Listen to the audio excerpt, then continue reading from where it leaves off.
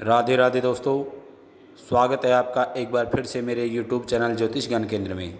दोस्तों, मैं पुनीत कौशिक आपके लिए लेकर आया हूँ गुरुवार के पूजा व्रत और उद्यापन विधि के बारे में। दोस्तों, भगवान विष्णु को प्रसन्न करने के लिए कितने व्रत रखना सही होता है, जाने कैसे करें उद्यापन। गुरुवार की पूजा और व्रत को बेहद ही लाभकारी माना जाता है। इस दिन भगवान विष्णु की पूजा से जीवन में सुख और समृद्धि का वास होता है। कुंडली में गुरु ग्रह की स्थिति भी मजबूत होती है। आइए जानते हैं गुरुवार के व्रत के कितने रखने चाहिए और व्रत की उद्यापन की सही विधि। हिंदू धर्म में गुरुवार का व्रत भगवान विष्णु की प्रसन्नता के लिए, भगवान विष्णु की कृपा पाने के लिए किया जाता है। अगर आप अपने दुर्भाग्य को समाप्त करना चाहते हैं और सौभाग्य में वृद्धि प्राप्त करना चाहते हैं तो आप गुरुवार का व्रत जरूर करें। जिन लोगों की शादी में बार बार बाधाएं आती हैं तो ऐसे लोगों को गुरुवार का व्रत जरूर करना चाहिए। धार्मिक मान्यता के अनुसार गुरुवार का व्रत करने से भगवान विष्णु की कृपा से विवाह के योग बनते हैं। इसके साथ ही आपके जीवन की परेशानियां दूर होती हैं और खुशहाली भी आती हैं।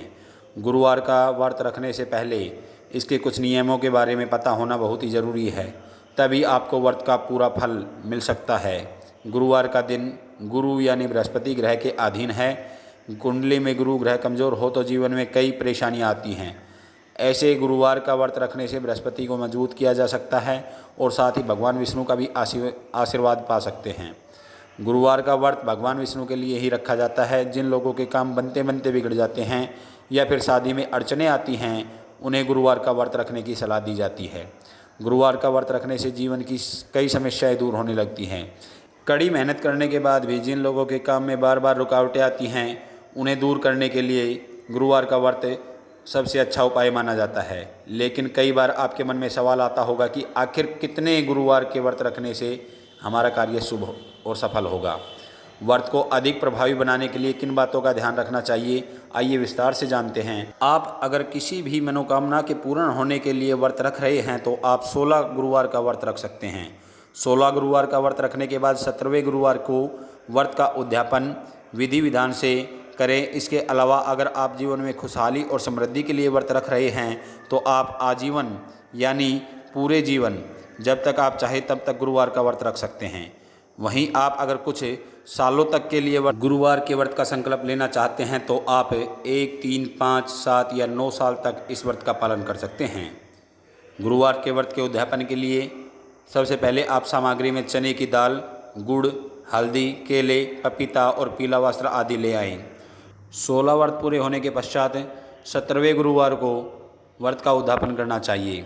इस व्रत का उद्यापन करने के लिए सुबह समय से उठकर तैयार हो जाए और पूजा स्थल में गंगा जल का छिड़काव कर सफाई कर लें। पीले वस्त्र ही पहने। पूजा स्थल को साफ करने के बाद अलग से आसन लगाकर उस पर भगवान विष्णु की प्रतिमा को स्थापित करें। मंदिर या अपने घर के पास स्थित केले के पेड़ की पूजा करें।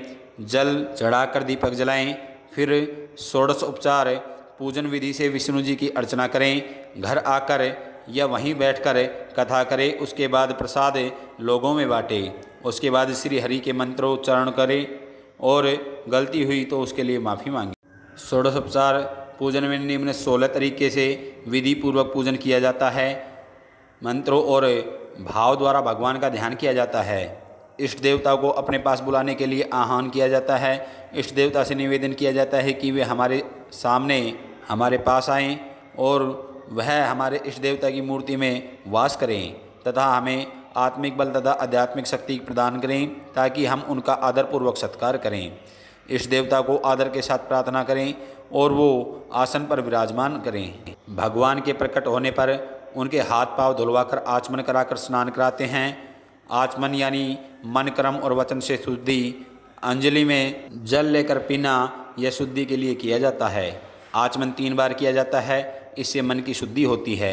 इष्ट देवता ईश्वर को शुद्ध जल से स्नान कराया जाता है। एक तरह से ईश्वर का स्वागत और सत्कार होता है।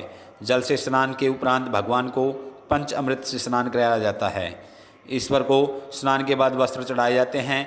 ऐसा भाव रखा जाता है कि ईश्वर को अपने हाथों से वस्त्र अर्पण करें या पहनावें। यह ईश्वर की सेवा है। यज्ञोपवीत करावें, इसका अर्थ जनेऊ होता है।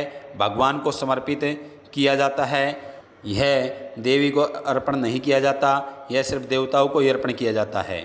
अक्षत मतलब अखंडित चावल रोली, हल्दी, चंदन, अबीर, गुलाब इनको मिलाकर बनाया जाता है।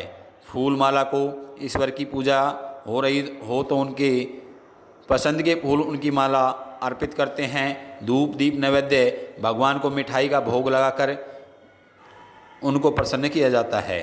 बृहस्पतिवार के व्रत की पूजा की सामग्री इस प्रकार है। धोती 1 जोड़ा पीला, कपड़ा 1.25 मीटर, जनेऊ 1 जोड़ा, चने की दाल 1.25 किलो, गुड़ 250 ग्राम, पीला फूल या फूल माला, दीपक 1 घी का, 250 ग्राम धूप और 1 पैकेट हल्दी पाउडर, 1 पैकेट कपूर, 1 पैकेट सिंदूर, 1 पैकेट बेसन के लड्डू 1.25 किलो और मुनक्का 25 ग्राम, कलश पर आम के पत्ते, सुपारी, श्रीफल, पीला वस्त्र, केला, विष्णु भगवान की मूर्ति और केले का पेड़। आरती पूजा के अंत में की जाती है। धूप दीप कपूर से की जाती है। इसके बिना पूजा अधूरी मानी जाती है। आरती में 1, 3, 5, 7 यानी विषम बत्तियों वाला दीपक प्रयोग किया जाता है। मंत्र पुष्पांजलि मंत्रों द्वारा हाथों में फूल लेकर भगवान को फूल समर्पित किए जाते हैं तथा प्रार्थना की जाती है और यह भाव होता है कि पुष्पों की सुगंध की तरह हमारा यश दूर तक फैले, हम प्रसन्नतापूर्वक जीवन बिताएं। उसके बाद प्रदक्षिणा, नमस्कार, स्तुति। प्रदक्षिणा का अर्थ है परिक्रमा। आरती के उपरांत भगवान की परिक्रमा की जाती है। फिर भगवान की स्तुति करते हुए क्षमा प्रार्थना की जाती है। क्षमा प्रार्थना में बोला जाता है कि हमसे कुछ भूल या गलती हो गई हो तो आप हमारे अपराध को क्षमा करें। इन उपायों को करने के पश्चात भगवान की कृपा आप पर बनी रहती है। पूजा आरती करने के बाद भगवान को भोग लगाएं और उसके बाद 8 कुंवारे लड़कों को भोजन कराएं और प्रसाद के रूप में 1-1 केले का फल उनको देवें। एक बात का विशेष ध्यान रखें, भोजन में पीला भोजन ही बनाएं, जैसे बेसन के लड्डू या पीली दाल का भोजन कराएं। नमक का सेवन न करें और न ही नमक का सेवन किसी से करवाएं और स्वयं केले का प्रसाद न खाएं तथा पीला वस्त्र दान करें या फिर श्रद्धा अनुसार गुड़, पीली दाल, चने इत्यादि का दान करें। दोस्तों, यह थी गुरुवार व्रत के उद्यापन की विधि।